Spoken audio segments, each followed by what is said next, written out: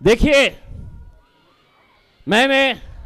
मेरी एक बहन है जो कांग्रेस पार्टी की उम्मीदवार है, उनका भी एक बयान सुना कि शिफा भाई मेरे भाई जैसे है, नूरीन भाभी से मेरे बहुत अच्छे रिश्ते गए, लेकिन MIM जो आई है वो वोट काटने के लिए मेरी बहन, भाई बहन के रिश्ते को अगर सही मानों में आप समझती है तो जिस तरह महमूद हमारे साथ आया है, आप भी ऐलान कर दीजिएगा, आप भी ऐलान कर दीजिएगा। इलेक्शन आएंगे, इलेक्शन जाएंगे, कोई हारेगा कोई जीतेगा, लेकिन बहन हिंदुस्तान के अंदर मिसाल कायम कर दीजिएगा कि एक बहन अपने भाई के लिए कुर्सी को ठोकर मार सकती है करके। उसमें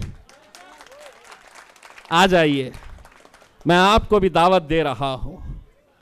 जिस तरह ये यहां की आवाम ने आज तय किया है कि हमने इतने साल सबको आजमाया है, लेकिन इस बार मजलिस इत्तेहादुल मुस्लिमीन को इस वजह से आप साथ दे रहे हैं क्योंकि हमने एक मजलूम इंसान जो जेल के अंदर कैद है, उसकी बेल नहीं हो रही, सुनवाई नहीं होती, कानून क्या अलग अलग बना हुआ है इस देश के अंदर।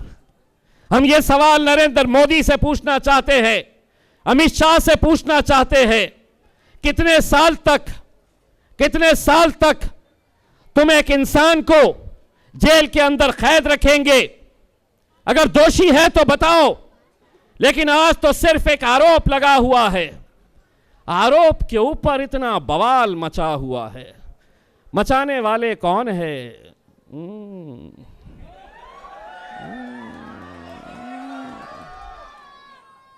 बड़ा जहां असद साहब जा रहे हैं, जहां जा रहे हैं, आपने एक दंगाई को टिकट दे दिया, दंगा करने वाले को टिकट दे दिया, दंगे के आरोपी को टिकट दे दिया।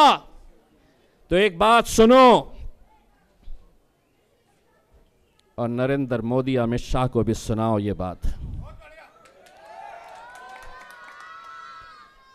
अगर मेरा भाई शिफा अगर दंगाई तुम उसे बता रहे हो, तो जिस पार्लियामेंट के अंदर इम्तियाज जलील को बैरिस्टर असदुद्दीन अवैसी साहब के बाजू बैठने का शर्फ हासिल हुआ था, उसी पार्लियामेंट के अंदर हमने दहशत गर्दों को भी बैठे हुए देखा है। दहशत गर्दों को हमने देखा है, लेकिन उनके लिए कानून अलग, हमारे लिए कानून अलग।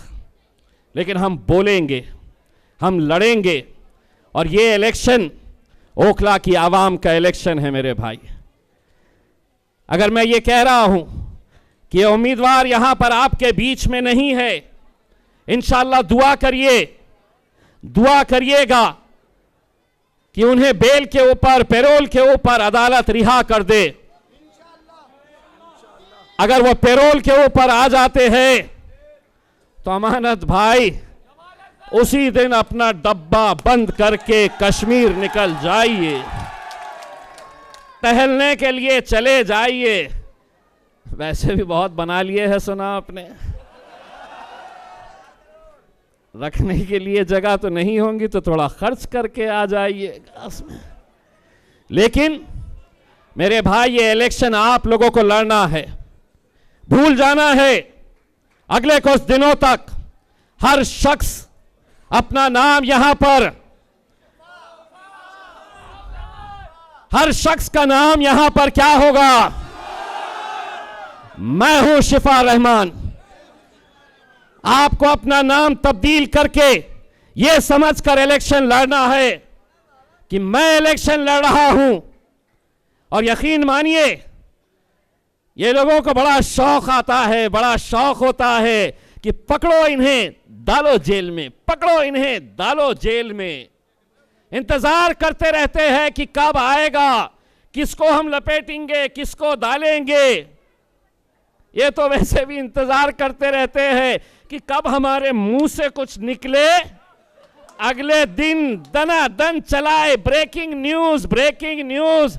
अब एक बात सुनो, इनके साथ ऐसा रिश्ता हो गया है हमारा, हम इशारों इशारों में बात करते हैं और ये समझ जाते हैं हम क्या बोल रहे हैं करके। उसमें एक सभा के अंदर हमने इशारों इशारों के अंदर सिर्फ इनको परेशान करने के लिए बोल दिया कि देखो तुमको क्या करना है, चीपो चीपो चीपो। पूरी रात भर वहां की पुलिस और मीडिया वाले रिवाइंड कर करके देख रहे, चीपों का मतलब क्या है, चीपों का मतलब क्या है। असद भाई बोले, मियाँ तुमने अपने तकरीर में क्या बोल डाले, सब लोग परेशान हो रहे ना, चीपो चीपो क्या है। मैं बोला कुछ भी नहीं है, इनको परेशान कर रहा था साहब सिर्फ। उसमें पुलिस ढूंढ रही कि ये ची का मतलब क्या है, पौ का मतलब क्या है। कुछ नहीं है, खेलते रहो, हमको इशारों इशारों में जो भी बोलना है, क्योंकि हम अब आधा बोलते हैं आधा ये बोलते हैं। उसमें जैसा हमने शुरुआत के अंदर बोले, अगर इम्तियाज जलील को इन्हें डालना है तो ये बोल सकते हैं कि उसने है तो अमित शाह को और नरेंद्र मोदी को बोला कि ये मुल्क तुम्हारे। अब ये बोलेंगे कैसा डालते, मैं तो आधा ही बोला, ये मुल्क तुम्हारे, ये मुल्क तुम्हारे। अब क्या मिलता, इसको बोलते बाबा जी का ठुल्लू, कुछ नहीं होता। हम बहुत होशियार हो चुके हैं।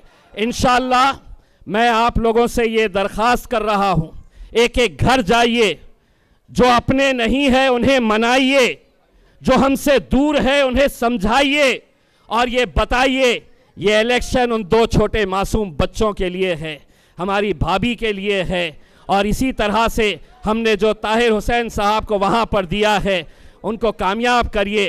हिंदुस्तान